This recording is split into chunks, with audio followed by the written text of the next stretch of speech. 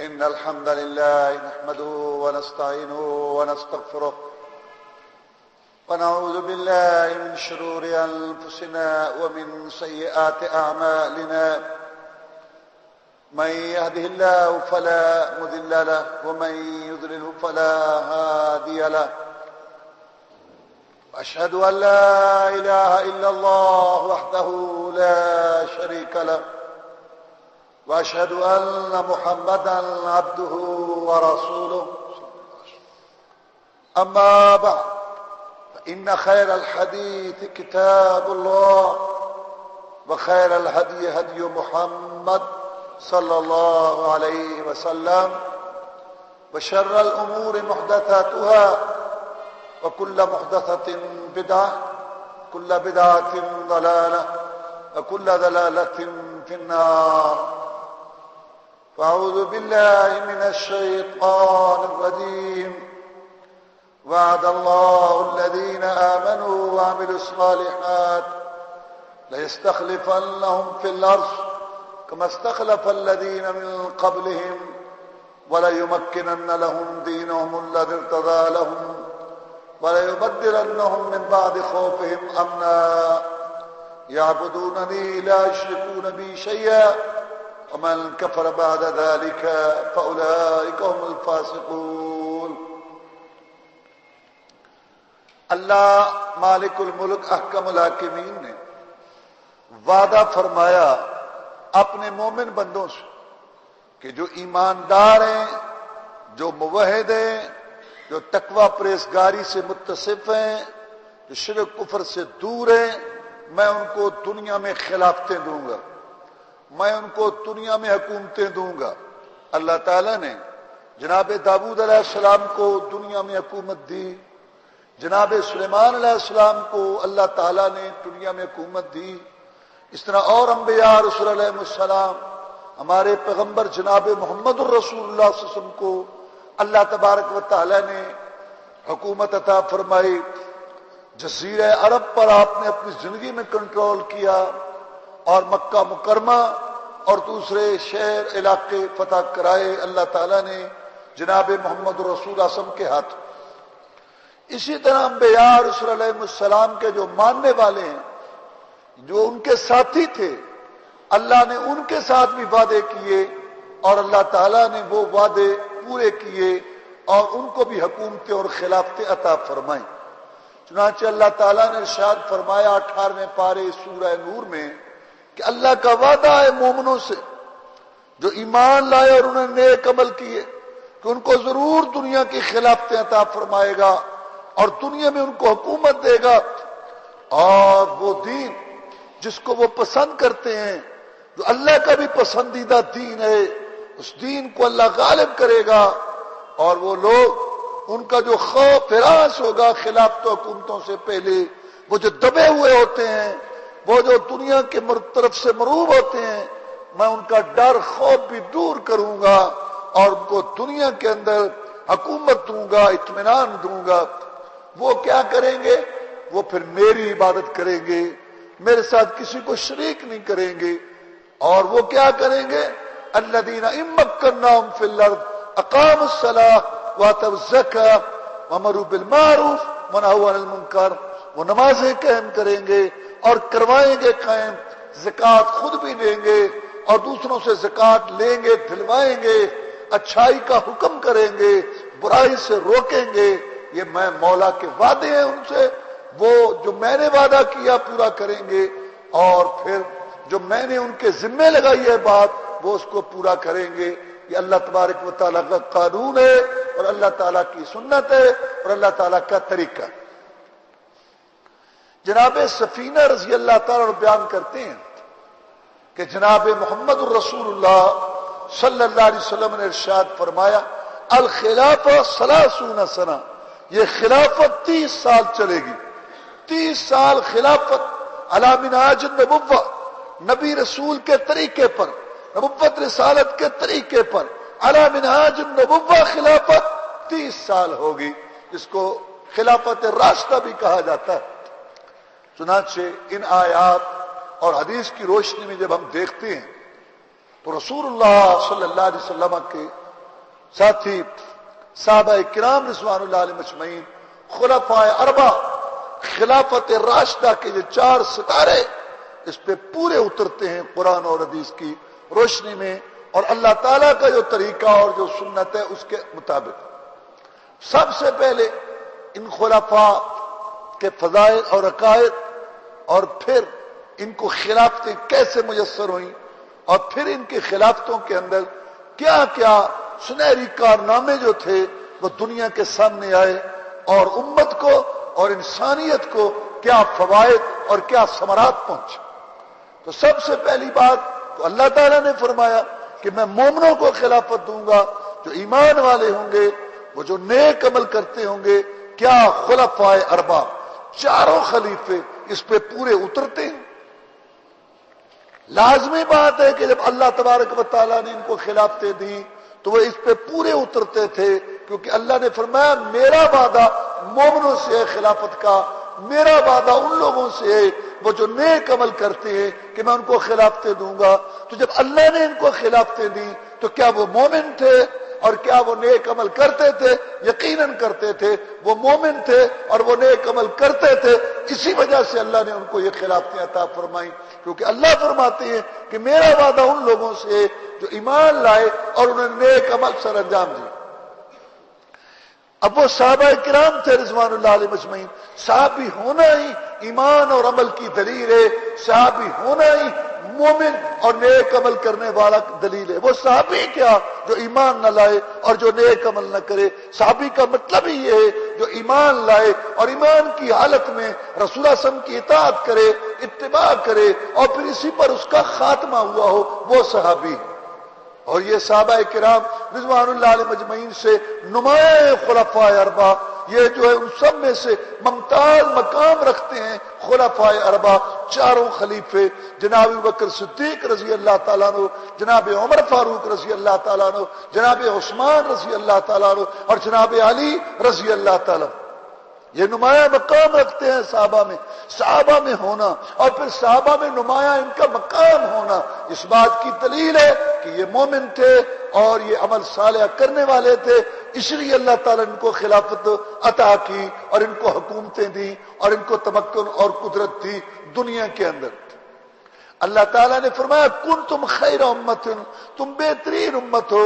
یہ عید جب آئی صحابہ کرام اس کے مخاطب تھے رضوان اللہ علیہ مجمعین، اور صحابہ کرام رضوان اللہ علیہ مجمعین میں سے یہ 4 نمایاں تھے، کیونکہ یہ پہلے طور پر ہیں کنتم خیر امت ہونے میں، بہترین امت ہونے میں۔ اللہ تعالیٰ نے فرمایا والسابقون الاولون من المہاجرین والانصار، اللہ فرماتے ہیں مومنوں میں سے، صحابہ کرام میں سے یہ نمایاں مقام رکھنے والے لوگ ہیں جو پہلے آئے سبقت لے گئے، اور پہلے آنے والے مہاجرین کا ذکر سب سے پہلے ہے۔ یہ 4 سابقون میں سے تھے، 4 الاولون میں سے تھے، اور 4 مہاجرین میں سے تھے۔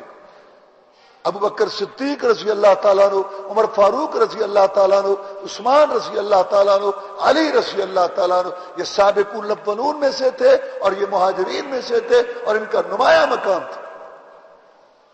10 صحابہ جن کو رسول اللہ صلی اللہ علیہ وسلم نے جنت کی خوشخبری دی، ان میں یہ 4 سب سے پہلے نمایاں آپ نے ان کا ذکر کیا۔ فرمایا ابو بکر فی الجنہ، عمر فی الجنہ، عثمان فی الجنہ، علی فی الجنہ۔ ابو بکر جنتی ہے، عمر جنتی ہے، عثمان جنتی ہے، علی جنتی ہے۔ تو یہ 4 خلیفہ قرآن اور حدیث کی روشنی میں، ان آیات اور حدیث کی روشنی میں نمایاں ہیں صحابہ کرام میں رضوان اللہ علیہ مجمعین میں، ایمان میں بھی اور اعمال صالح کرنے میں بھی۔ اور اللہ نے وعدہ کیا کہ جو مومن ہوں گے اور اعمال صالح کریں گے میں ان کو خلافت دوں گا اور میں ان کو قدرت اور تمکن دوں گا۔ اللہ تبارک و تعالیٰ نے ان کو یہ نمایاں مقام بخشا اور اونچا مقام بخشا۔ پھر ان 4 میں سے 2 خصوصی طور پر جو ہیں ان کا مقام اور ان کی شان۔ چنانچہ عہد کے موقع پر جب جنگ ختم ہوئی تھی تو کافروں نے جو سوال کیا تھا وہ یہ کیا تھا حل فیکم محمد، کیا تمہارے اندر محمد ہے صلی اللہ علیہ وسلم؟ جواب نہیں ملا۔ پھر انہوں نے سوال کیا تھا حل فیکم ابو بکر، کیا تمہارے اندر ابو بکر ہے؟ یعنی ہم نے اس کو شہید کر دیا کہ موجود ہے؟ جواب نہیں ملا۔ پھر انہوں نے پوچھا تھا حال فیکم عمر، کیا تمہارے اندر عمر ہے؟ تو جواب جو ہے وہ نہیں ملا۔ اس کے بعد جب اس نے کہا اللہ کا، اس نے کہا اولو حبل حبل کیجئے، پھر رسول اللہ فرمایا ان کو جواب دو۔ پھر عمر فاروق رضی اللہ تعالیٰ نے جواب دیا تھا جو تمہیں برے لگتے ہیں، جو تمہیں کھٹکتے ہیں، وہ موجود ہیں۔ جس کا مطلب ہے ابو بکر اور عمر رسول کے بعد نمایاں انسان تھے، نمایاں شخصیات تھی۔ کفر کو جیسے محمد کھٹکتا تھا صلی اللہ علیہ وسلم، ابو بکر عمر بھی کھٹکتے تھے، جیسے اس وقت کے کفر کو کھٹکتے تھے ایسے آج کے کفر کو بھی یہ کھٹکتے ہیں۔ رسول اللہ صلی اللہ علیہ وسلم نے ان کا نمایاں ذکر کیا۔ آپ تشریف لے جا رہے تھے تو ایک بیل بول پڑا، تو لوگوں نے تعجب کیا کہ دیکھو بیل جو ہے وہ بول رہا ہے اور جانور کیسے کلام کر رہا ہے۔ تو رسول اللہ صلی اللہ علیہ وسلم بھی موجود تھے، فرمایا ہاں اس کو اللہ نے بلایا ہے، میں بھی ایمان لاتا ہوں کہ اللہ کی بڑی طاقتیں قدرتیں ہیں۔ جس نے بیل کو بلایا ابو بکر بھی ایمان لاتا ہے اور عمر بھی ایمان لاتا ہے، حالانکہ ابو بکر اور عمر وہاں موجود نہیں تھے۔ رسول اللہ صلی اللہ علیہ وسلم نے ان کے غیر حاضری میں اور ان کے غیاب کے وقت جو ہے گواہی دی ابو بکر اور عمر کے ایمان کی۔ ایک دفعہ اللہ کے رسول صلی اللہ علیہ وسلم کے ساتھ لوگ موجود تھے، بھیڑیا گزرا اور بھیڑیا بول پڑا، اسے بکری چھڑائی گئی تو اس نے بول پڑا کہ آج تو بکری مجھ سے چھین لیا ہے میرا رزق، اور جب میں ان کا چرواہا ہوں گا، قیامت سے پہلے اشارہ تھا، جب میں اس کا چرواہا کوئی نہیں ہوگا، پھر بکریاں ہوں گی اور میں ہوں گا، اس وقت تم کیا کرو گے؟ تو لوگوں نے بڑا تعجب کیا کہ دیکھو بھیڑیا بولتا ہے۔ رسول اللہ صلی اللہ علیہ وسلم نے فرمایا یہ اللہ تعالیٰ نے اس کو قدرت دی ہے، اللہ نے طاقت دی ہے اور اللہ نے بلوایا۔ میں بھی اللہ کی قدرت کو مانتا ہوں اور طاقت کو مانتا ہوں، ابو بکر بھی مانتا ہے اور عمر بھی مانتا ہے، حالانکہ وہاں ابو بکر بھی موجود نہیں تھے اور عمر بھی موجود نہیں تھے۔ تو یہ ان کے نمایاں مقام ہے، اور ایمان اور اعمال صالحہ میں ان کا بڑا درجہ ہے، بڑا مقام۔ اور یہی وجہ ہے کہ جناب علی رضی اللہ تعالی نے جب عمر فاروق رضی اللہ تعالیٰ کو خنجر لگا تو اس وقت یہ بات کہی تھی کہ اے عمر خوش ہو جاؤ، اللہ تعالیٰ تمہیں اپنے دو ساتھیوں کے ساتھ ملا دیں گے، محمد رسول اللہ صلی اللہ علیہ وسلم کے ساتھ اور ابوبکر کے ساتھ۔ کیوں؟ میں علی گواہی دیتا ہوں رضی اللہ تعالیٰ عنہ کہ تم بھی انہی کے ساتھ جاؤ گے۔ کیوں؟ اس لیے کہ میں نے رسول اللہ صلی اللہ علیہ وسلم سے کئی مرتبہ سنا کہ آپ نے تیرا ابوبکر کا نام اپنے نام کے ساتھ ذکر کیا۔ فرمایا کنت ابو بکر و عمر، دخلت ابو بکر و عمر، خرجت ابو بکر و عمر۔ میں ابو بکر عمر کی یہ بات، میں ابو بکر عمر گئے، میں ابو بکر عمر آئے، میں ابو بکر عمر، میں ابو بکر عمر ایمان لاتے ہیں، میں ابو بکر عمر، میں ابو بکر عمر۔ میں نے اتنی کثرت سے سنا کہ اللہ تعالیٰ آپ کو بھی ان کے ساتھ ملا دیں گے۔ اور پھر لوگوں کا مشاہدہ دیکھیں کہ رسول اللہ صلی اللہ علیہ وسلم کے ساتھ ابوبکر اور عمر کی قبریں ہیں اور وہ ساتھ موجود ہیں، اور ان کا ایک اپنا نمایاں مقام۔ پھر ان چار میں سے ہم تین کو دیکھتے ہیں کہ ان کا ایک اپنا مقام ہے اور تینوں کی ایک اپنی شان ہے۔ حضرت عبداللہ بن عمر کہتے ہیں رضی اللہ تعالیٰ عنہ کہ ہم رسول اللہ صلی اللہ علیہ وسلم کے زمانہ میں کہتے تھے ابوبکر ہم میں سے افضل ہیں، عمر ہم میں سے افضل ہیں اور عثمان ہم میں سے افضل ہیں، اور پھر اس کے بعد ہم سب کو برابر سمجھتے تھے۔ محمد بن حنفیہ جو حضرت علی رضی اللہ عنہ کے لڑکے ہیں، حضرت فاطمہ سے نہیں دوسری بیوی سے، محمد بن حنفیہ، وہ یہ بیان کرتے ہیں کہ میں نے اپنے ابو کو کہا کہ اپنے باپ کو کہا کہ اے میرے ابو، رسول اللہ صلی اللہ علیہ وسلم کے بعد سب سے افضل کون ہے؟ تو نے کہا ابو بکر۔ میں نے کہا پھر؟ کہا عمر۔ میں نے کہا کہ عثمان کا نام نہ لے رہے، تو میں نے کہا پھر آپ؟ کہنے لگے نہیں، عثمان رضی اللہ تعالیٰ، ان کا ایک اپنا مقام ہے۔ پھر تینوں کا، ان چاروں میں سے اللہ کے رسول صلی اللہ علیہ وسلم اود پہاڑ پر چڑھے، حضرت انس بیان کرتے ہیں رضی اللہ تعالیٰ عنہ، اور اود پہاڑ جو ہے حرکت کرنے لگا تو آپ نے اس پہ پاؤں مارا اور فرمایا اثبت یا اود علیک نبی و صدیق و شہیدان، اود حرکت نہ کر، تیرے اوپر ایک نبی ہے، ایک صدیق ہے اور دو شہید، یعنی ابوبکر وہاں تھے، عمر تھے اور عثمان تھے۔ نبی ہے تجھ پر محمد رسول اللہ صلی اللہ علیہ وسلم، صدیق ہے تجھ پر ابوبکر صدیق، اور دو شہید ہیں عمر اور عثمان رضی اللہ تعالیٰ عنہ۔ اور وہ باغ والا واقعہ اور قصہ اور وہ حدیث آپ نے سنی کہ ابو موسیٰ اشعری بیان کرتے ہیں رضی اللہ تعالیٰ عنہ کہ رسول اللہ صلی اللہ علیہ وسلم باغ میں بیٹھے تھے اور میں دروازے پر بطور چوکیدار دربان کے تھا، تو دروازہ کھٹکا تو آپ نے کہا دروازہ کھولو اور جنت کی خوشخبری دو، تو ابو بکر تھے۔ دوبارہ پھر دروازہ کھٹکا، کہا اس کو اجازت دے دو آنے کی اور جنت کی خوشخبری دو، تو وہ عمر فاروق تھے۔ پھر دروازہ کھٹکا، میں کھولو دروازہ اور آنے والے کو جنت کی خوشخبری دے دو، تو وہ جناب عثمان تھے رضوان اللہ علیہ مجمعین۔ تو ان کی خلافتیں قرآن اور حدیث کی روشنی میں یہ واضح ہوتا ہے کہ ان کی خلافتیں وہ برحق تھی۔ تفسیر صافی جو شیعہ حضرات کی مشہور تفسیر ہے، تفسیر صافی، اس کے اندر لکھا ہوا ہے کہ عمر فاروق رضی اللہ عنہ کی لڑکی حضرت حفصہ جو رسول اللہ صلی اللہ علیہ وسلم کی بیوی تھی، اس کو رسول اللہ صلی اللہ علیہ وسلم نے کہا تھا حفصہ میں تمہیں ایک بات بتاؤں، کسی کو بتانا نہیں، ان ابا بکر یعنی خلافت میں بعد میرے بعد ابو بکر خلیفہ ہوگا، اور ابو بکر کے بعد ثم بعد ابو بکر عمر، پھر ابو بکر کے بعد تیرا باپ عمر خلیفہ ہوگا۔ اور پھر حضرت علی رضی اللہ تعالی نے ان خلافتوں کو تسلیم کیا باقاعدہ طور پر، اور ابو بکر صدیق کی بیعت کی احتجاج تبرسی کتاب کے اندر موجود ہے کہ جناب علی رضی اللہ تعالی نے ابو بکر صدیق رضی اللہ تعالیٰ کی بیعت کی اور ان کو خلیفہ تسلیم کیا۔ اور جب جنابہ فاطمہ رضی اللہ تعالیٰ عنہ جو رسول اللہ صلی اللہ علیہ وسلم کی لڑکی تھی پیاری، وہ حضرت علی رضی اللہ تعالیٰ کی زوجہ محترمہ تھی، جب ان کی وفات ہوئی تو اس وقت جناب علی رضی اللہ تعالیٰ موجود تھے، دوسرے صحابہ کرام رضوان اللہ علیہ اجمعین موجود تھے، تو جناب بکر صدیق رضی اللہ تعالیٰ نے کہا علی اپنی بیوی کا جنازہ پڑھاؤ، آؤ آگے۔ تو حضرت علی رضی اللہ تعالیٰ نے کہا تھا بیوی میری ہے لیکن وقت کا امام تو ہے، وقت کا خلیفہ تو ہے، ہمارا امیر تو ہے، لہذا جنازہ فاطمہ رسول کی بیٹی حسن حسین کی ماں میری بیوی کا ابوبکر تو پڑھائے گا، کیونکہ امام اور خلیفہ تو ہے، امام خلیفہ امیر تو ہے، لہذا جنازہ بھی تو پڑھائے گا۔ اور پھر ان تینوں کی خلافتوں میں جناب علی رضی اللہ تعالیٰ عنہ چیف جسٹس رہے، سب سے بڑا عہدہ قضا کا علی کے پاس تھا رضی اللہ تعالیٰ عنہ، ان کے دست و بازو بنے رہے، ان کے فیصلوں میں شامل رہے، ان کے مشیر رہے اور ان کو مشورہ دیتے رہے اور ان کے دست و بازو بنے، ہر معاملہ پر علی ساتھ تھے رضوان اللہ علیہ مجمعین تینوں کے۔ جناب عمر فاروق رضی اللہ تعالیٰ کو اپنی لڑکی دے دی ام کلثوم جو فاطمہ سے پیدا ہوئی تھی، اور ان کے چیف جسٹس رہے، قاضی القضات رہے، اور جناب علی رضی اللہ تعالیٰ ان کے خیر خواہ دست و بازو بنے رہے۔ ایک دفعہ جب عمر نے مشورہ لیا رضی اللہ تعالیٰ علی مشیر سے، کہا کہ اے علی رضی اللہ تعالیٰ فلاں جگہ پر اصرار کیا جا رہا ہے کہ میں ضرور جاؤں، اس سفر میں وہاں جاؤں یا نہ جاؤں؟ تو جناب علی رضی اللہ تعالیٰ نے مشورہ دیا کہ آپ نہ جائیں، فوج روانہ کریں۔ کیوں؟ اس لیے کہ تم ایک چکی کے اندر جو چکی ہوتی ہے آٹے والی، اس میں ایک لکڑی ہوتی ہے جس سے اس کو گھماتے ہیں، اس کو قطب کہتے ہیں، کہ تو قطب کی حیثیت سے ہے امت مسلمہ کے لیے، سارے مسلمانوں کے لیے تو جائے پناہ ہے، تو ایک مرکز ہے اور تو ان کی پشت پر ہے۔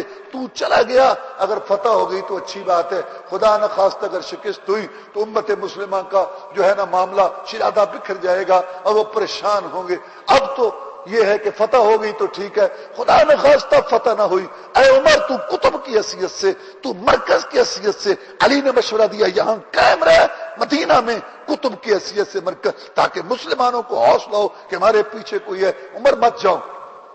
کیسا خیر خواہ ہاں مشورہ دیا جناب علی رضی اللہ تعالی نے، اس طرح کے وہ مشیر تھے اور چیف جسٹس تھے۔ اور جناب عثمان رضی اللہ تعالیٰ کے وہ ہمزلف تھے، کیونکہ رسول اللہ صلی اللہ علیہ وسلم کی ایک بیٹی عثمان کے گھر آئی، جب وہ فوت ہوگی تو دوسری بیٹی آئی، اور علی کے گھر میں فاطمہ رسول اللہ کی بیٹی تھی، یہ ہمزلف تھے، حسنین کے یہ خالو تھے، ان کے بھی چیف جسٹس رہے اور ان کے دست و بازو بنے رہے اور ان کے مشیر رہے۔ حضرت علی رضی اللہ تعالیٰ کو کسی نے کہا کہ اے علی رضی اللہ تعالیٰ عنہ خلافت کیسی ہونی چاہیے؟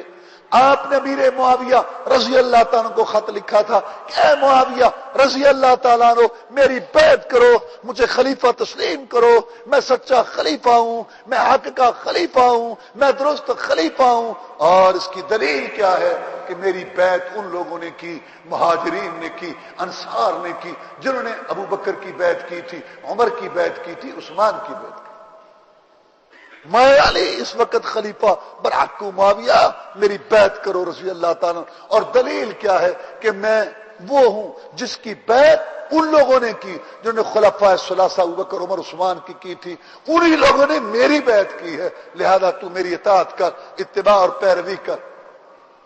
اور جب جناب حسن رضی اللہ تعالیٰ عنہ جناب علی رضی اللہ تعالیٰ عنہ کے بڑے بیٹے تھے، جب انہوں نے امیر المومنین معاویہ رضی اللہ تعالیٰ عنہ سے شروع کی تو جو شرائط طے کی، ان شرائط میں ایک شرط یہ تھی کہ اے معاویہ رضی اللہ تعالیٰ عنہ، میں تجھے خلیفہ تسلیم کرتا ہوں، امام تسلیم کرتا ہوں، آج کے بعد تجھے جو ہے اپنا امام مانتا ہوں، لیکن میری شرائط میں یہ شرط سب سے پہلے ہے اور سب سے اہم کہ تو حکومت ایسے کرے گا جیسے ابوبکر نے کی، عمر نے کی، عثمان نے کی، رضوان اللہ علیہ مجمعین. ایسے جو ہے حکومت کرے گا. تو ان کی خلافتیں برحق تھیں، علی نے تسلیم کیا، علی کے بیٹوں نے تسلیم کیا، اہل بیت نے تسلیم کیا، اور وہ سب ان خلافتوں کو تسلیم کرتے تھے، دست و بازو بنے ہوئے تھے. یہ خلافت راشدہ تھی. راشدہ کا مطلب یہ ہوتا ہے جن کی اللہ رہنمائی کرے. بعد والے بھی خلیفے، حاکم ان کو کہا گیا، جیسے ہارون رشید کو بھی خلیفہ کہہ دیتے ہیں، اور مطلب فلاں بھی خلیفہ، ٹھیک ہے حاکم ہے، لیکن خلیفہ راشد، خلافت راشدہ ان چاروں پہ ختم. کیونکہ رسول اللہ صلی اللہ علیہ وسلم 30 سال خلافت چلے گی، جو نبوت کے طریقے پر ہوگی، جو رسالت کے طریقے پر ہوگی، علی منہاج النبوہ، وہ 30 سال چلے گی. اور یہ 30 سال خلافت ان چاروں کی. حضرت علی رضی اللہ تعالیٰ کو کسی نے کہا کہ دیکھیے آپ کی خلافت کے اندر بہت انتشار اور شور شرابہ، بہت فتوحات جو ہیں وہ نہیں ہوئی، یہ آپ کی خلافت دامن وجہ. انہوں نے کہا، اور پہلی خلافتیں تینوں بڑی مضبوط تھیں، تو انہوں نے کہا پہلے جو خلافات ہیں نا ان کا مشیر میں تھا اور میرے جیسے ان کے مشیر تھے، تو خلافتیں ہیں وہ مستحکم تھیں. اور جب میری باری آئی تو تمہارے جیسے میرے مشیر بن گئے، تو پھر خلافت ایسی ہے، پھر ڈاما ڈولی ہونا تھا ایسا. ان کے مشیر ہمارے جیسے تھے اور ہمارے مشیر تمہارے جیسے ہیں. تو بہرحال یہ ایک میں نے جو ہے سرسری سا جو ہے نا یہ خاکہ پیش کیا کہ یہ خلفائے راشدین، ان کی خلافتیں برحق تھیں، اور اللہ تبارک و تعالیٰ نے قرآن مجید میں ان خلافتوں کا ذکر کیا، اور رسول اللہ صلی اللہ علیہ وسلم نے اپنی حدیث میں ذکر کیا. اور پھر عملی طور پر یہ تو ہے نا دلائل قرآن حدیث کے، عملی طور پر بھی دنیا نے دیکھا، عملی طور پر بھی دنیا نے دیکھا کہ ان کے دور ایمان کے لحاظ سے، عمل صالح کے لحاظ سے، نماز زکوٰۃ کے لحاظ سے، امر بالمعروف کے لحاظ سے، نہی عن منکر کے لحاظ سے، عدل و مساوات کے لحاظ سے، امن و سکون کے لحاظ سے، معاشیات کے لحاظ سے، اتفاق اتحاد سے لحاظ سے، خیر و برکت کے لحاظ سے، فتوحات کے لحاظ سے، اور دنیا کی رہنمائی کے لحاظ سے، اور اللہ تبارک و تعالیٰ اور رسول صلی اللہ علیہ وسلم کی کتاب و سنت کو عمل درآمد کرانے کے لحاظ سے مثالی دور تھے یہ چار. ان کی مثال نہیں ملتی دنیا میں. یعنی دلائل کے علاوہ عملی طور پر بھی یہ بات ثابت ہوئی کہ یہ خلافتیں برحق تھیں، اور یہ خلافتیں اللہ تبارک و تعالیٰ نے ان کو عطا فرمائی تھی. تو یہ تو تھے ان کے فضائل مختصر. ویسے تو ایک ایک کے آپ سن چکے ہیں جس کی وجہ سے اللہ تعالیٰ نے ان کو خلافتیں دیں. اب آئی دوسری بات کہ ان کے عقائد کی طرف بھی اشارہ ہو جائے، کیونکہ اللہ فرماتے ہیں کہ میں ان کو خلافتیں دوں گا تو وہ میری عبادت کریں گے، میرے ساتھ شرک نہیں کریں گے. چنانچہ ان کے عقائد جب ہم دیکھتے ہیں ہم چاروں خلفاء کے تو اس میں بھی پورے اترتے ہیں. ابوبکر صدیق رضی اللہ تعالیٰ کو عقیدہ کے لحاظ سے ہم جب دیکھتے ہیں تو انہوں نے فرمایا یا ایھا الناس من کان منکم یعبد محمدا فإن محمدا قد مات ومن کان یعبد اللہ فهو حی لا یموت. جب رسول اللہ صلی اللہ علیہ وسلم کی وفات ہو گئی اور کئی لوگ وہ جو حوصلہ ہار بیٹھے، جن میں عمر فاروق بھی تھے رضی اللہ تعالیٰ عنہ، ابوبکر صدیق رضی اللہ تعالیٰ نے اس وقت یہ خطبہ دیا کہ اے لوگو، تم میں سے جو یہ سمجھتا تھا کہ میرا معبود مشکل کشا محمد الرسول اللہ صلی اللہ علیہ وسلم، میرا کرنی بھرنی والا رزق دینے والا محمد الرسول اللہ صلی اللہ علیہ وسلم، وہ روئے کو رونے کا حق پہنچتا ہے، اس کا معبود آج فوت ہو چکا. من کان یعبد اللہ فهو حی لا یموت. اور جو یہ سمجھتا تھا کہ میرا معبود اللہ تعالیٰ ہے تو اللہ تو زندہ اور قائم ہے، اور تمہیں کیا ہو گیا، ہوش کرو، کیوں جو ہے وہ تم بے صبری کا مظاہرہ کر رہے ہو اور گھبراہٹ کا مظاہرہ کر رہے ہو، وہ اللہ تو زندہ اور قائم. ما محمد الا رسول قد خلت من قبله الرسل افإن مات أو قتل انقلبتم على أعقابكم محمد الرسول اللہ صلی اللہ علیہ وسلم بھی پہلے رسولوں کی طرح ایک رسول ہے. قرآن کی یہ آیت پڑھی, انہوں نے بھی دنیا سے جانا ہے جیسے پہلے رسول چلے گئے. جانے کی دو صورتیں ہوں گی, یا شہید کر دیے جائیں گے یا تبھی موت مریں گے. تو کیا جب دنیا سے چلے جائیں تو کیا تم اپنی ایڑیوں پر پھر جاؤ گے؟ جو 3 نکیلے پتھروں پہ چل کے مارے کھا کے تکلیفیں اٹھا کے تمہیں دے کے گئے, کیا ان کے جانے کے بعد تم پھر جاؤ گے اپنی ایڑیوں؟ خبردار, نبی زندہ ہو پھر بھی دین پر چلتے رہنا ہے, نبی وفات پا جائے پھر بھی دین پر چلتے رہنا ہے, نبی زندہ ہو تب بھی جہاد کرتے رہنا ہے, نبی وفات پا جائے تب بھی جہاد کرتے رہنا ہے. یہ آیت اتری تھی غزوہ احد میں, جب یہ بات مشہور کر دی گئی تھی کہ رسول اللہ صلی اللہ علیہ وسلم شہید ہو گئے, تو کئی جو ہے صحابہ کرام وہ تلواریں ہتھیار پھینک کے بیٹھ گئے. اس وقت اللہ نے تنبیہ کی تھی, یہی ہے ابو بکر صدیق رضی اللہ تعالی نے پڑھی. اور سنت میں ہم دیکھتے ہیں کہ معراج کا واقعہ ہے, انہوں نے کہا ابو بکر کیسے ہو سکتا ہے جہاں ہمارے کئی دن اور راتیں لگ سکتی ہیں, یہ محمد کہتا ہے میں وہاں چند گھڑیوں میں, یہ بات محمد کی غلط لگتی ہے. اس نے کہا بالکل غلط نہیں لگتی, یہ پہاڑوں سے ٹھوس ہے, کوئی اور مانے نہ مانے میں ابو بکر مانتا ہوں. کیا سنت اور حدیث پر اعتماد اور ایمان تھا. کیوں؟ اس نے کہا یہ تو بات ہی کوئی نہیں, میں تو بڑی بات مان چکا ہوں. اس نے کہا میں نبی ہوں, میں نے کہا ٹھیک ہے. اس نے کہا میں رسول ہوں, میں نے کہا ٹھیک ہے. اس نے کہا میرے پاس فرشتہ آتا ہے, میں نے کہا ٹھیک ہے. جب میں اس کو دعویٰ نبوت رسالت میں سچا مان چکا تو جو فرمایا سچ فرمایا اور جو فرمایا حق فرمایا. اور پھر جب اسامہ کے لشکر کی باری آئی روانہ کرنے کی تو کئیوں نے کہا اس کو روانہ نہ کرو. کہا یہ نہیں ہو سکتا, جس کو رسول اللہ صلی اللہ علیہ وسلم روانہ کر کے گئے یہ لشکر جائے گا اور یہ روانہ ہوگا. یہ نہیں ہو سکتا کہ ابو بکر زندہ ہو اور حدیث رسول, ارشاد رسول, فرمان رسول میں کوئی کمی ہو, ایسا نہیں ہو سکتا. عمر فاروق رضی اللہ تعالیٰ کو ہم دیکھتے ہیں کہ لوگ دھڑا دھڑ حجر اسود کو چوم رہے, تو وہ آتے ہیں حجر اسود کے پاس. جب دیکھا کہ لوگ دھڑا دھڑ اس کو چوم رہے ہیں, ذہن میں خیال آیا ہماری تربیت تو رسول اللہ نے کی صلی اللہ علیہ وسلم, اور یہ جو ہے یہ بعد میں ایمان لائے. کسی کے ذہن میں یہ بات نہ آئے, کیونکہ انسان کے جسم بدن میں شیطان وسع اور خیالات کے لحاظ سے ایسے حرکت کرتا ہے جیسے خون چلتا ہے. رسول اللہ صلی اللہ علیہ وسلم نے فرمایا اتنی تیزی سے انسان پر اثر انداز ہوتا ہے خیالات اور وسع ڈال کر. شاید کسی کے ذہن میں یہ بات آئے اس پتھر کو کوئی نہیں چومتا, اس پتھر کو کوئی نہیں چومتا, اس کو چوم رہے, کوئی تو بات ہوگی. ما انکا حجرن لا تنفع ولا تضر, تو ایک پتھر ہے, نہ نفع کا مالک ہے نہ نقصان کا مالک ہے. میں تجھے اس لیے چومتا ہوں کہ تجھے محمد رسول اللہ نے چوما تھا صلی اللہ علیہ وسلم, اگر وہ نہ چومتے میں تجھے کبھی نہ چومتا. یہ آنے والوں کو بتایا کہ اپنے ہونٹوں کو محفوظ رکھو ان ڈھیریوں اور ان قبروں, ان درگاہوں اور ان مزاروں سے, ان دیواروں سے اپنے ہونٹوں کو محفوظ رکھو. جب اللہ تعالیٰ صحیح عقیدے کے ساتھ حق حلال کے مال کے ساتھ اپنے گھر کی زیارت نصیب فرمائے تو سنت رسول صلی اللہ علیہ وسلم پر عمل کرتے ہوئے اپنے دونوں ہونٹوں کو حجر اسود پر رکھ دو. اور پھر ہم سنت میں دیکھتے ہیں ابو بکر حضرت عمر فاروق رضی اللہ تعالیٰ عنہ کہ آپ خطبہ دے رہے ہیں, دنیا کا نامور خلیفہ ہے, کیسر و کسرا اس سے ڈرتے ہیں, فاتح روم اور ایران ہے, شیطان اس سے ڈر کے گلی چھوڑتا ہے. تو ذہن میں آپ بات آئی کہ لوگوں نے مہر کے اندر مبالغہ کرنا شروع کر دیا ہے. میرا دل چاہتا ہے کہ میں اس کی مقدار مقرر کر لوں, کر دوں ہر امیر غریب کے لیے. ایک عورت بولی عورتوں کے کیمپ سے, عمر تو کیوں ہمارے حقوق پہ ڈاکہ ڈالتا ہے؟ جب اللہ نے خزانے کا ذکر کیا ہے اپنی طاقت قوت کے مطابق, جس کے پاس تھوڑی طاقت ہے تھوڑا زیادہ, تو وہ اللہ تعالیٰ نے جب مقرر نہیں کیا, رسول نے مقرر نہیں کیا, سمجھو تو کون ہے ہمارے حقوق پر ڈاکہ ڈالنے والے؟ دنیا کا نامور خلیفہ جس سے کیسر و کسرا کے شیر دل جنرل کانپتے تھے, انہوں نے اپنی گردن جھکائی اور کہنے لگے اصابت العجوزہ وقتا عمر, بوڑھیا سچ کہہ رہی ہے, عمر بھول گیا. سنت اور حدیث کی پابندی ہونی چاہیے. جناب عثمان کو ہم دیکھتے ہیں رضی اللہ تعالیٰ عنہ کہ جب رسول اللہ صلی اللہ علیہ وسلم نے ان کو صلح حدیبیہ کے وقت مکہ کی طرف روانہ کرنے کا حکم دیا, انہوں نے یہ نہیں سوچا کہ وہاں دشمن ہے, وہ کیا ہوگا. جہاں سے رسول اللہ رات کی تاریکی میں نکلے تھے آنسو بہاتے ہوئے, ان دشمنوں بھیڑیوں میں جانا ہے. انہوں نے کہا جو اللہ تعالیٰ کا حکم ہے اس پر عمل ہے, جو رسول صلی اللہ علیہ وسلم کا فرمان ہے میں اس پر عمل کرتا ہوں. کیوں؟ زندگی موت کا مالک تو ایک اللہ ہے, اور موت جب آنی ہے آنی ہے. یہ ان کا ٹھوس عقیدہ تھا کہ وہ سفیر رسول بن کر گئے صلی اللہ علیہ وسلم. اور جب خلافت کے وقت ان کو کہا گیا, بلوائیوں فسادیوں نے کہا کہ خلافت چھوڑ, انہوں نے کہا اللہ کی قسم مجھے اس کی ضرورت نہیں تھی, لیکن رسول اللہ صلی اللہ علیہ وسلم کی حدیث میرے کانوں میں موجود ہے. آپ نے فرمایا تھا عثمان رسول اللہ ایک وقت آئے گا اللہ تجھے خلافت کی قمیص پہنائے گا، یہ فسادی اس کو پھاڑنا چاہیں گے، عثمان قائم رہنا، میں آج اپنی جان تو دے دوں گا لیکن میں رسول وسلم کی حدیث میں کوئی تبدیلی نہیں کر سکتا صلی اللہ علیہ وسلم۔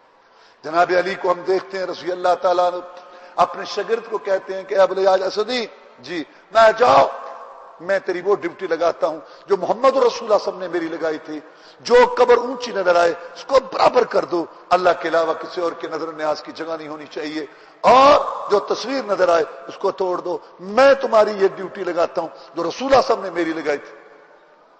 اور سنت کی پابندی میں ہم یہ دیکھتے ہیں کہ جناب علی رضی اللہ تعالیٰ عنہ کو رسول اللہ صلی اللہ علیہ وسلم نے روانہ کیا کہ علی ان لوگوں کو لے کے جاؤ فلاں جگہ پر، ایک عورت جا رہی ہوگی، اس کے پاس ایک خط ہے وہ قبضے میں لینا۔ جب وہاں گئے اس نے انکار کیا، تلاشی لی، گٹھڑی وغیرہ تو نہ ملا، ساتھیوں نے بھی کہا کہ اس کے پاس خط نہیں ہے، نے کہا خط مجھے نظر نہیں آ رہا، میں اپنی نظر کو مشاہدہ کو جھٹلا سکتا ہوں، تجربات غلط ہو سکتے ہیں، اصول غلط ہو سکتے ہیں، ہم سب جھوٹے ہو سکتے ہیں، دنیا کائنات غلط ہو سکتی ہے، لیکن جو آپ کے دو پیارے ہوں تو میٹھی زبان سے حدیث مبارک نکلی ہے، حدیث رسول، ارشاد رسول، فرمان رسول کبھی غلط نہیں ہو سکتا، اس کے پاس خط ہے، رسول کا خط ہے، خط نہ ہو۔ دھمکی دی، وہ ڈر گئی، اس کو کہا میں تجھے ننگا کروں گا، ننگا کیا کرنا تھا، دھمکی دی، اس نے بالوں کی چوٹی سے نکالا، ہاتھ دے دیا۔ یہ صحابہ کرام رضوان اللہ علیہ مجمعین عقیدہ کے لحاظ سے، عمل کے لحاظ سے، ایمان کے لحاظ سے اور تقوی پرہیزگاری کے لحاظ سے، سنت کی پابندی کے لحاظ سے بھی نمایاں مقامات پر تھے، لہذا یہ خلافتوں کے مستحق تھے، اور خلافت راشدہ علی منہاج النبوہ، جیسے آپ کو قرآن پیش کیا، حدیثیں پیش کی، اہل بیت علی کی طرز عمل پیش کیا، اور پھر ان کے متعلق فضائل مقامات پیش کیے، اور پھر اس کے بعد جو ہے ان کے اپنے عقائد میں نے آپ کے سامنے رکھے۔ ان سب لحاظ سے یہ بات واضح ہوتی ہے کہ یہ واقعی خلافتوں کے مستحق تھے، اور ان کی خلافتیں خلافت راشدہ تھی، اور یہ چاروں خلافت راشدہ کے چمکتے ستارے تھے۔ سب سے پہلے ہم ابوبکر کو لیتے ہیں رضی اللہ تعالیٰ عنہ کہ ان کی خلافت کیسے قائم ہوئی، کس طرح وہ خلیفہ بنے، اور پھر کیا کیا انہوں نے کارنامے سر انجام دیے۔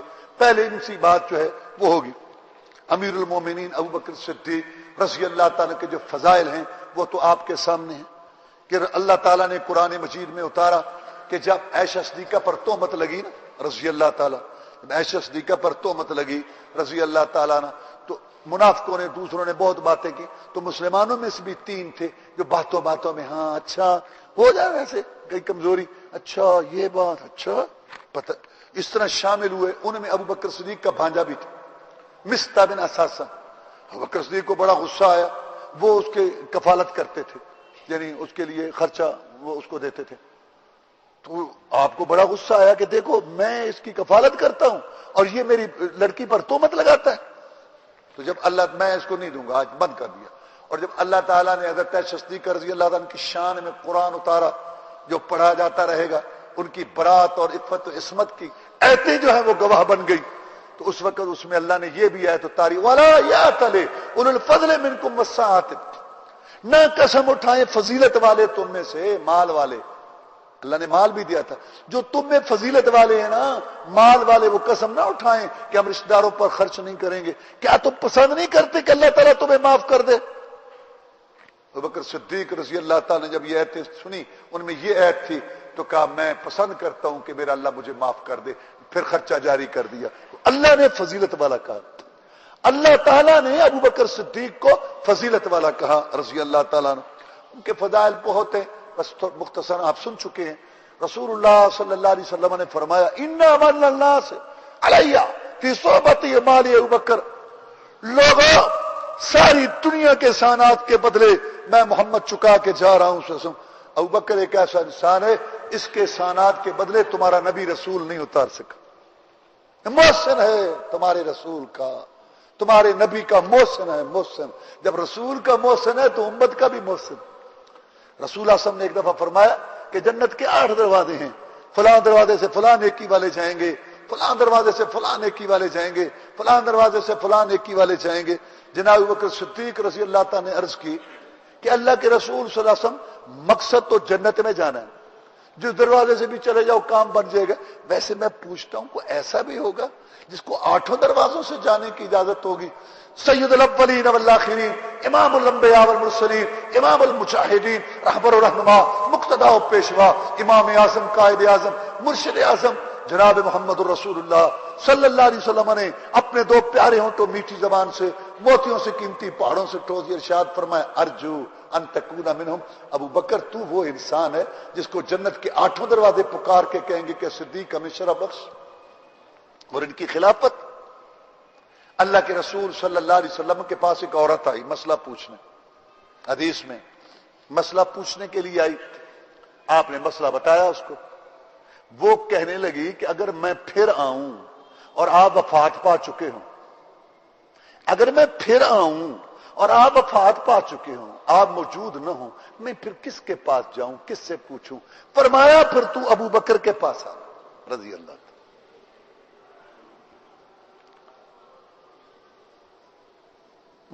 صحابہ کرام رضوان اللہ علیہ مجمعین نے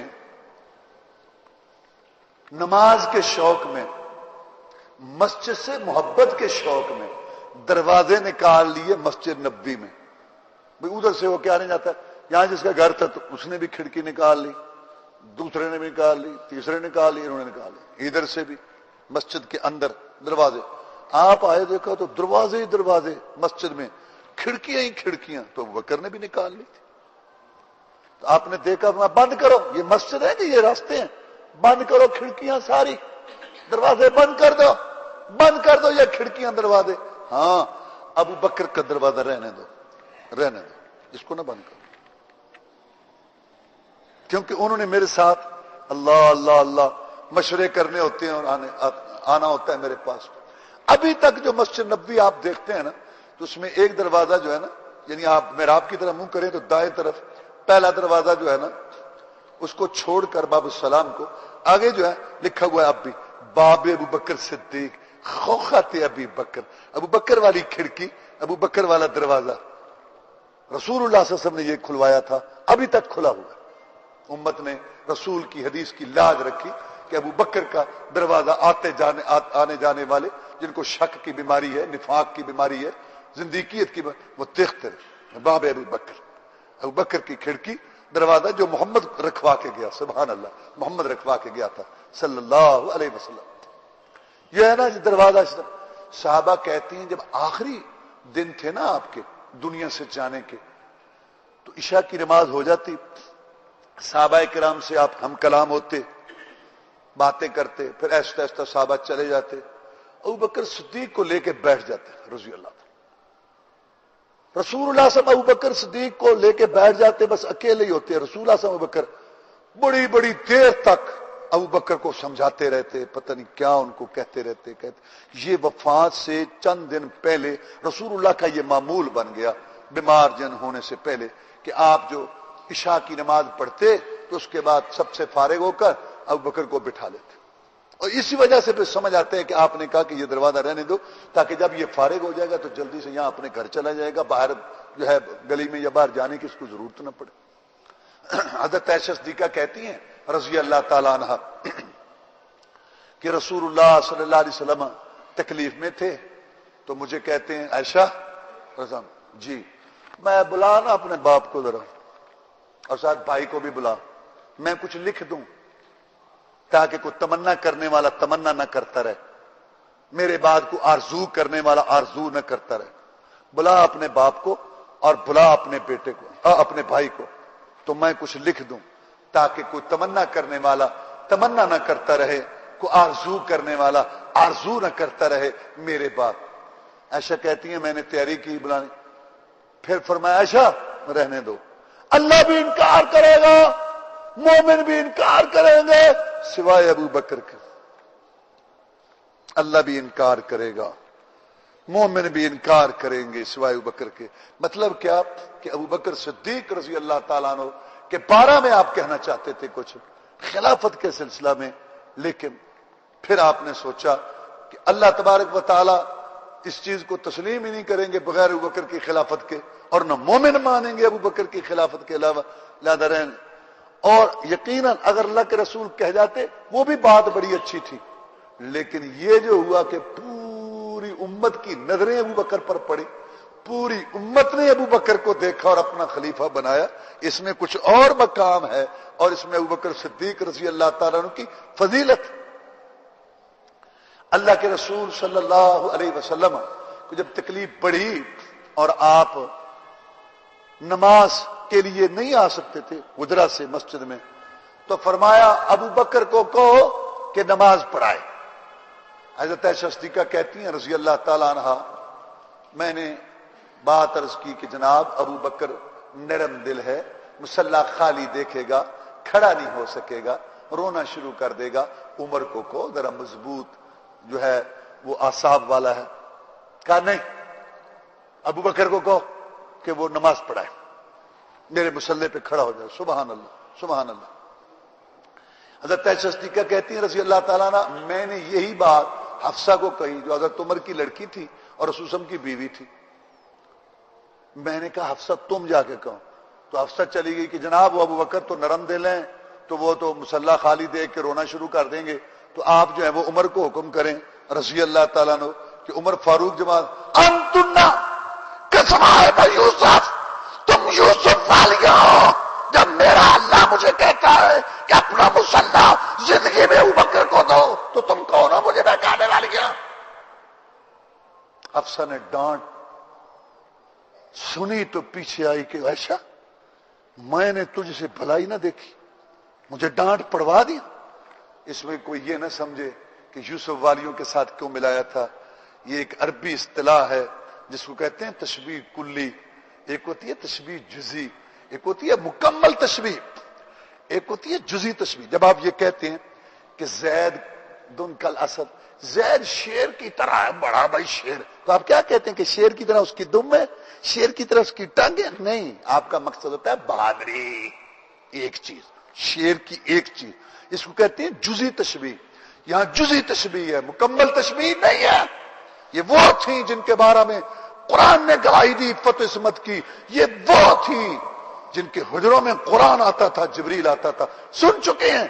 یہاں جزئی تشبیہ تھی، جیسے وہ حق سے بہکاتی تھی تم بھی حق سے بہکاتی ہو، وہاں مسئلہ اور تھا، یہاں مسئلہ اور ہے، یہ مقصد تھا۔ کہا ہوا کر کو مصلی پر کھڑا ہو جائے، 17 نمازیں پڑھائی ہیں۔ کیا سمجھ نہیں آ رہی کیا مقصد تھا رسول کا مصلی پر کھڑا کرنا؟ اور پھر صحابی کہتا ہے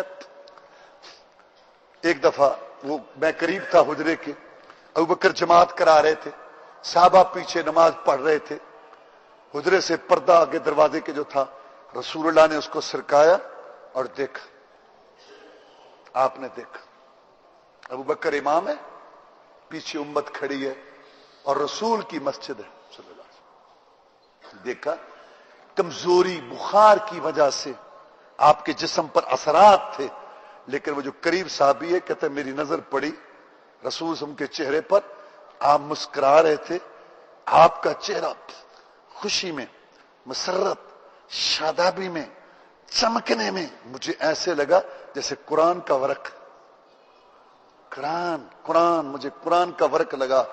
خوش ہو رہے تھے جب امت ابو بکر کی امامت پر، ابو بکر کی اقتداء میں نماز پہ کھڑی تھی، اور محمد کی کھیتی پک چکی تھی، صلی اللہ علیہ وسلم محمد کی محنت، محمد صلی اللہ علیہ وسلم کی جدوجہد آج رنگ لائی تھی۔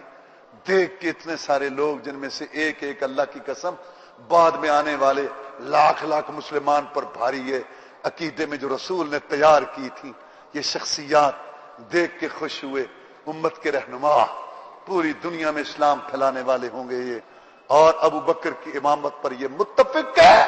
محمد خوش ہو رہا ہے ابو بکر کے اوپر اتفاق دیکھ کر صلی اللہ علیہ وسلم، اور اسی بات کو دلیل بنایا صحابہ کرام رضوان اللہ علیہم اجمعین نے، اسی بات کو دلیل بنائی کہ جب رسول صلی اللہ علیہ وسلم کی وفات ہو گئی، صحابہ کرام بیٹھے ہیں رضوان اللہ علیہم اجمعین، تو مسجد نبوی کے اندر ایک باغیچہ ہے، مدینہ شریف کے اندر ایک باغیچہ، اس کا نام ہے ثقیفہ بنی سعدہ، بنو سعدہ قبیلے کا نام ہے، بنو سعدہ کا باغیچہ۔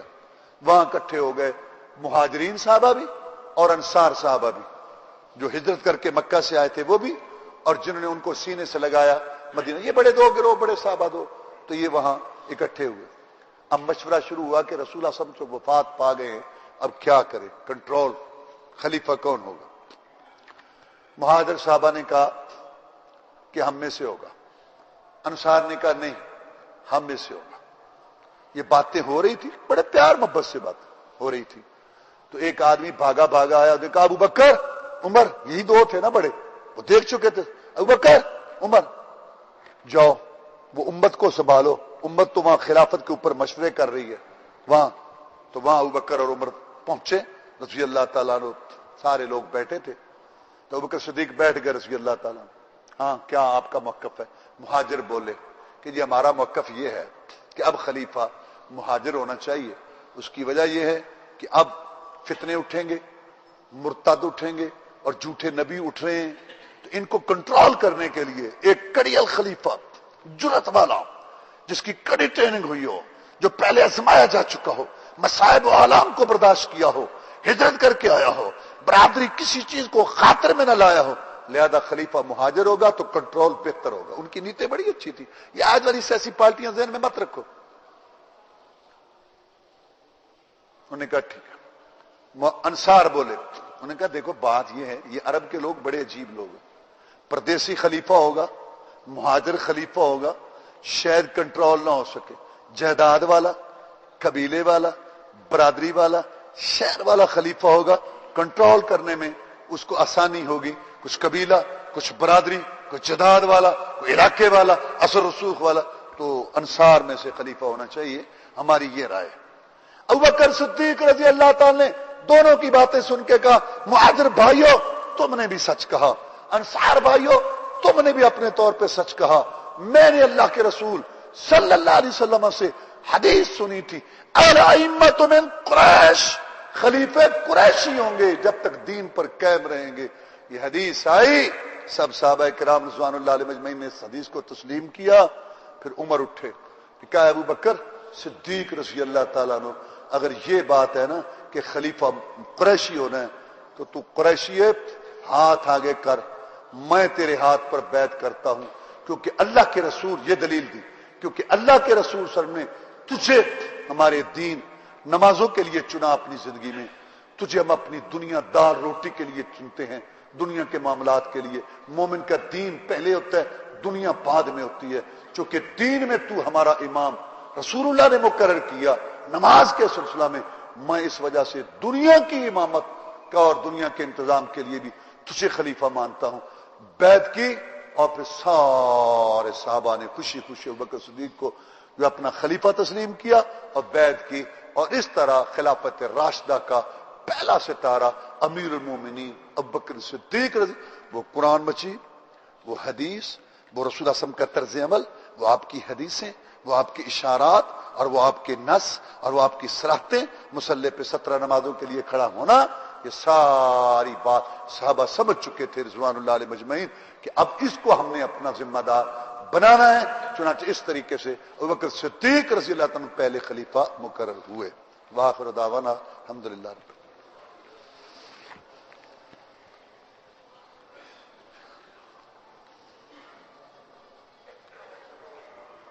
إن الحمد لله نحمده ونستعينه ونستغفره ونعوذ بالله من شرور أنفسنا ومن سيئات أعمالنا، من يهده الله فلا مضل له ومن يضلل فلا هادي له، أشهد أن لا إله إلا الله وحده لا شريك له، وأشهد أن محمدا عبده ورسوله، أما بعد فإن خير الحديث كتاب الله وخير الهدي هدي محمد صلى الله عليه وسلم، شر الأمور محدثاتها وكل محدثة بدعة وكل بدعة ضلالة وكل ضلالة في النار۔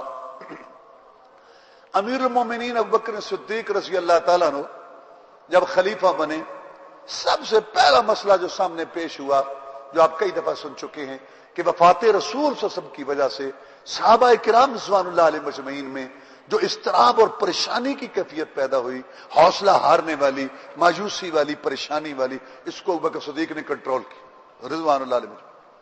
میں تو کبھی کبھی سوچتا ہوں کہ ابوبکر صدیق رضی اللہ عنہ کی خلافت کے، قرآن سے، حدیث کے، اہل بیت کے، عقلی دلائل نہ بھی ہوتے، پریکٹیکلی اس وقت ان کا خلیفہ بننا اور فتنوں کو کنٹرول کرنا، یہ بہت بڑی دلیل ہے کہ اگر اس وقت ابوبکر نہ ہوتا اس امت کا پھر رب بھی پتہ نہیں کیا بننا تھا۔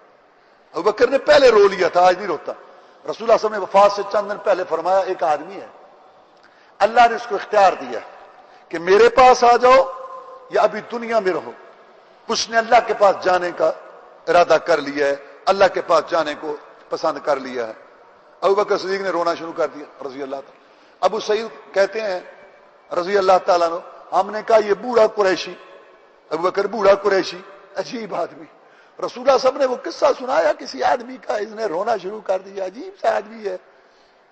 بعد میں ہمیں پتا چلا ابوبکر ہم سب میں سے بڑا عالم تھا، ابوبکر ہم سب میں سے رازدان تھا، ابوبکر نبوت کی زبان فوراً سمجھتا تھا۔ وہ آدمی محمد رسول اللہ تھا صلی اللہ علیہ وسلم، جس کو اللہ نے اختیار دیا تھا کہ اب دنیا میں رہنا ہے، ابھی اور رہنا ہے یا میرے پاس آنا ہے، تو اس نے اللہ کے پاس جانا۔ اس وقت ابوبکر اس وقت رو لیا تھا۔ آج عمر جیسا انسان ڈاما ڈول ہے، کیا بنے گا، مرتدوں کا فتنہ، زکات کے منکر فتنہ، ابوبکر نے سنبھالا، برداشت کرو، وقت آنا تھا، برداشت کرو، اور تاریخی خطبہ دیا، قائم ہو جاؤ۔ سبحان اللہ سبحان اللہ، امت کو سنبھالا۔ ہر صدمے کے وقت امت کو ڈاما ڈول نہ ہونے دیا۔ ابوبکر صدیق نے اپنے آپ کو اللہ پہ کروڑوں رحمت نازل فرما، ورنہ عمر جیسے صحابہ بڑے بڑے ڈول گئے تھے، پتہ نہیں کیا بنتا اس امت کا۔ یہ بہت بڑا کارنامہ ہے ابوبکر نے جو استقامت دکھا۔ پھر اب ایک لشکر تھا جو رسول اللہ صلی اللہ علیہ وسلم روانہ کر گئے تھے اپنی زندگی میں، اسامہ کی قیادت میں۔ اب تکلیف بڑھ گئی تو وہ وہاں رک گیا، 4 کلومیٹر پر جھنڈا گاڑ دیا گیا، لشکر رک گیا۔ آتے تھے باری باری تیمارداری کرتے، لیکن لشکر وہاں رکا رہا، اور اس میں بڑے بڑے تجربہ کار صحابہ تھے، عمر بھی اس میں تھے۔ تو خلیفہ بننے کے بعد ابوبکر صدیق رضی اللہ تعالی نے پہلا فیصلہ یہ کیا کہ دیکھو یہ عمر، اسامہ کو کہا کہ اسامہ یہ عمر جو ہے میرے پاس رہنے دو، ذرا مشورہ اگر اس کی مجھے اجازت دے دو، اور باقی لشکر لو اور جاؤ جہاں رسول اللہ نے آپ کو بھیجا تھا۔ سارے صحابہ پریشان ہو گئے، اب وہ حالات نہیں ہیں، آپ دنیا سے چلے گئے، مرتدوں کا فتنہ، زکات کے منکروں کا فتنہ۔ ابوبکر اب حالات دیکھا، حالات کو چھوڑو، حدیث رسول پر عمل ہوگا صلی اللہ علیہ وسلم۔ پھر عمر کو مشیر بنایا تھا، لوگوں نے عمر کو کہا عمر تو سمجھا، عمر آیا، انہوں نے کہا کیا کر رہا ہے تو ابوبکر، کیا کر، ذرا دیکھ تو صحیح کیا حالات پیدا ہو رہے ہیں اور کیا کیا خبریں آ رہی ہیں، یہ قبائل مرتد ہو رہے ہیں، زکات کے منکر کھڑے، جھوٹے نبی پیروکار، مدینہ میں اگر کوئی ایسی ویسی بات ہوگی تو کیا بنے گا، اتنا تجربہ کار لشکر، بڑے بڑے جنرل اور بڑے بڑے ماہر صحابہ اس میں۔ انہوں نے کہا تو شرماتا ہے نا اپنی زبان پر بات لاتے ہوئے، سن میں ابوبکر سے عمر، اللہ کی قسم مدینہ کی گلیوں میں ابوبکر کی لاش پڑی ہو، بے گور و کفن، بغیر دفن کفن کے، اور پرندے میری لاش کو نوچ رہے ہوں، یہ برداشت ہے، لیکن اپنے جیتے جی حدیث رسول، فرمان رسول، ارشاد رسول سب میں کوئی تبدیلی نہیں کر سکتا۔ رسول اللہ ایک لشکر کو روانہ کر کے جائیں، ابو قحافہ کے بیٹے ابوبکر میں جرت نہیں ہے کہ لشکر کو واپس کرے، جائے گا لشکر۔